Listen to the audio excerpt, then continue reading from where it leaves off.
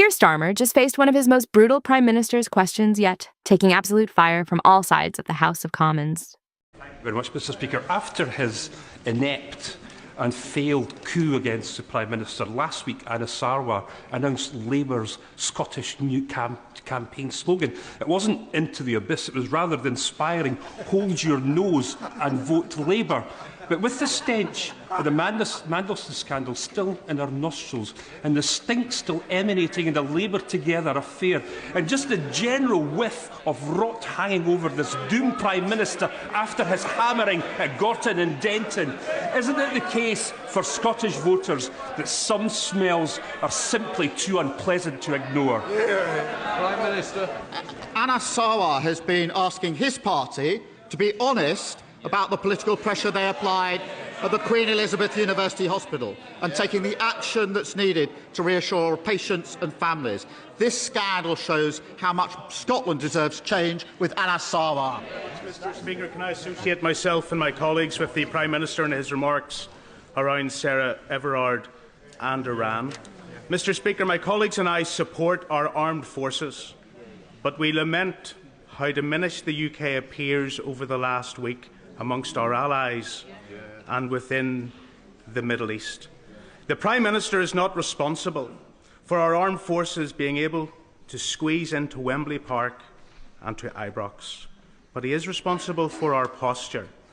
He is responsible for ignoring the request to deploy a Type 45 destroyer 2 weeks ago into the region. And we now learn that HMS Dragon will not leave, hasn't left, and won't be in to defend Cyprus for over a week. Will the Prime Minister understand that I welcome the commitment for increased defence spending, but if we're only planning to get to 2.5% by 2027, it's not enough.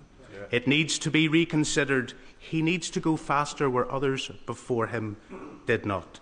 And he needs to take these steps not just for protection of our values across the world, but also for the protection of our consumers who are impacted by this conflict today. Prime Minister. Well, he'd have heard me set out what we did by way of pre-deployment, working in conjunction with and liaising with the US so that he understands the context in which those pre-deployments were put in place, and I think they speak for themselves as to why they were put in place in the places that they were. In relation to defence spend, obviously we're increasing it to 2.6% of GDP. That's £270 billion over the Parliament. But as I said in the speech I gave in Munich just a couple of weeks ago, we're going to have to spend more and faster after the years of underinvestment and troop cuts. They were the ones that hollowed this out. They were the ones that reduced the size of the army. They were the ones that didn't spend what was necessary on defence. Like everything else they left in such a mess, we're clearing it up. Through our strategic defence review, we'll make Britain safer. Mr Speaker, the United States of America is our most important international strategic ally. Does the Prime Minister believe that his dithering and equivocal response to events in the Middle East this week has made that relationship stronger or weaker? Prime Minister. Mr Speaker, the American planes are operating out of British bases. That is the special relationship in action. British jets are shooting down drones and missiles to protect American lives in the Middle East on our joint bases. That is the special relationship in action. Sharing intelligence every day to keep our people safe. That is the special relationship in action. Hanging on to President Trump's latest words is not the special relationship. Thank you, Mr Speaker. The government's proposed terms of reference for the inquiry into rape and grooming gangs are fatally flawed, as victims and survivors have pointed out. They won't address the role that race and religion played in motivating these crimes. They won't lead to prosecutions for those involved in the cover-up. And they won't even investigate all cases, only a select few. The consultation on these terms ends this Friday. If enough people call for changes, including through groomingangjustice.uk, will the Prime Minister please assure us that the final terms of reference will reflect these concerns? Baroness Longfield is now beginning the work of the inquiry, with victims and survivors at the heart of the process. Under this government, convictions that are at their highest level ever We're introducing mandatory reporting on child sexual abuse and putting a legal duty on police to collect ethnicity data. But forgive me if I don't take suggestions from the honourable member who said people legally and settled here should go home to ensure that the UK is culturally coherent. That is a grotesque way to talk about our friends and neighbours, and I rather suspect that her next question will come from her sitting up there. Point for order, Katie Lamb. The Prime Minister has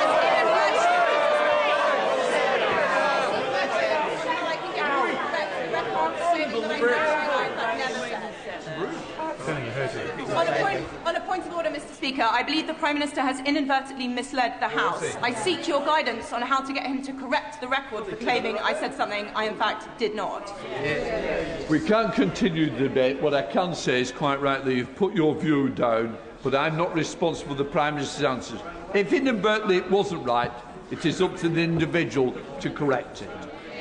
Sir Ed Davey, Leader of the Liberal Democrats.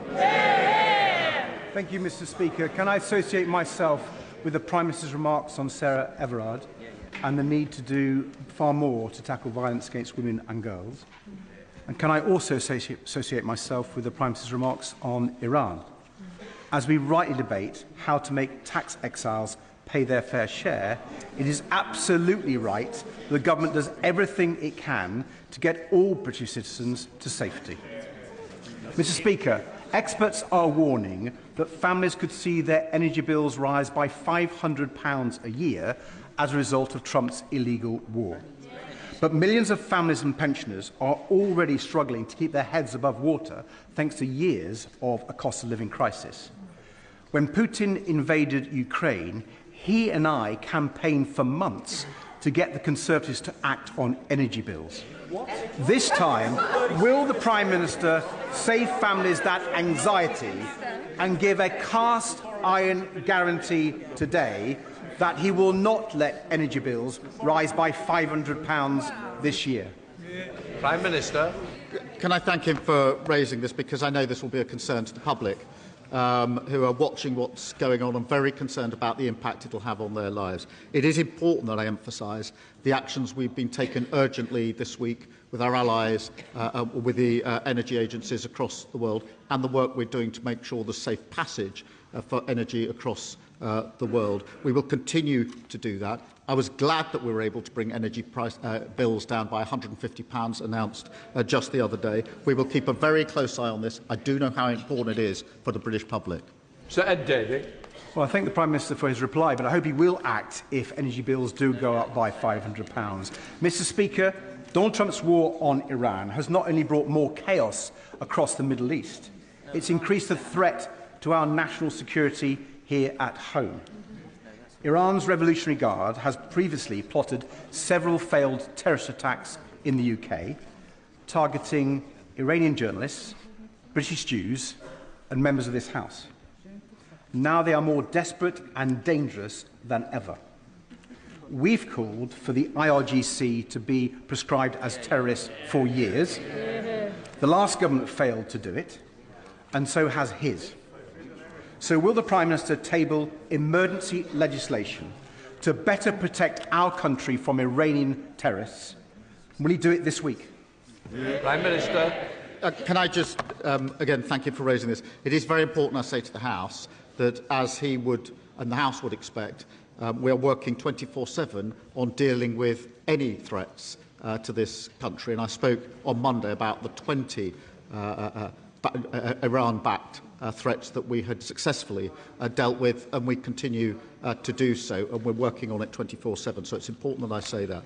In relation to the IRGC, obviously we put in place a number of sanctions already. We don't comment on prescription, but we have made the case that there needs to be legislation to deal with state-backed terrorist groups, and we're looking into that.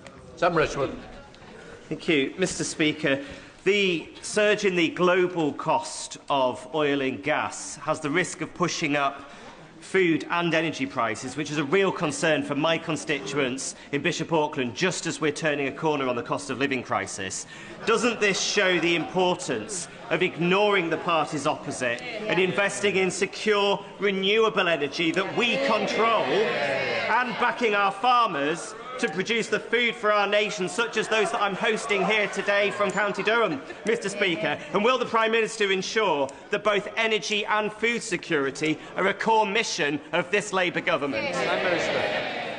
Well, his energy security is critical to food security, and the sprint to clean energy is the only way to get off the volatile international fossil fuel markets, cut bills and deliver energy security. And Mr Speaker, since we came into office, over £90 billion of investment into clean energy industry has come in, powering millions of homes. Tories and Reform would throw all that away and cling to the failed policy that put everyone's bills up throughout their reign. Wow, Keir Starmer is having an absolute nightmare right now. He was getting battered from every single angle in that clip. Let's start with that epic opening from the Scottish MP. He perfectly summarised the absolute state of the Labour Party right now. With all these massive internal scandals, the best campaign slogan Labour can apparently muster is, "Hold your nose and vote Labour." He called out the stench of the Mandelson scandal and the general whiff of rot hanging over this doomed Prime Minister after his brutal election hammering. And how does Starmer respond? He completely ignores the scandals and pivots to some irrelevant point about the Queen Elizabeth University Hospital. It's total deflection because he knows the rot in his party is indefensible, but the foreign policy segment was just as brutal. A Conservative MP rightly pointed out that Starmer is responsible for the UK's weak posture globally, specifically calling him out for ignoring the request to deploy a Type 45 destroyer to defend British sovereign territory in Cyprus. Starmer's excuse? He mumbled something about pre-deployment and then immediately tried to blame the previous government for underinvestment. It's always the same excuse with him. As another MP perfectly asked, does his dithering and equivocal response to the Middle East crisis make our relationship with America stronger or weaker? Starmer can boast about American planes using our bases all he wants, but the reality is that when our allies took decisive action against a state sponsor of terror, Starmer hesitated and had to be publicly rebuked by the US president. And then we get to the absolute low point of Starmer's performance. A brave MP asks a highly critical question about the government's fatally flawed grooming gang inquiry, exposing how it deliberately ignores race and religion and protects those involved in the cover-ups. Instead of answering for the victims, Starmer panics. He gets super defensive and literally invents a quote, claiming she said people legally settled here should go home to make the UK culturally coherent. He called it a grotesque way to talk. But as we saw, she immediately hit back with a point of order stating, "I believe the Prime Minister has inadvertently misled the House for claiming I said something I in fact did not." He got caught red-handed making up a smear just to avoid talking about a horrific cover-up. It is peak political cowardice.